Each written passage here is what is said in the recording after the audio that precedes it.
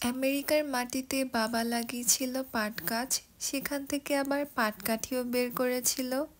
আর আজকে মাশাআল্লাহ গার্ডেনে দুইটা তরমুজ পেকেছিল। আসসালামু আলাইকুম everyone, welcome to my new blog. কেমন আছেন সবাই? আশা করছি ভালো আছেন। সকালবেলা ঘুম থেকে ওঠার পর বাবা বলছিল গার্ডেনে যাও, দুইটা তরমুজ পেকেছে। আমি তো এক দৌড়ে চলে গিয়েছিলাম গার্ডেনে তরমুজ কাটতে। নিজ হাতে গাছের ফল কাটতে আমার ভীষণ ভালো লাগে। ফলগুলো পেড়ে বাসায় এনে দেখি মাশাআল্লাহ খুব সুন্দর লালও হয়েছে আর অনেক মিষ্টিও হয়েছে।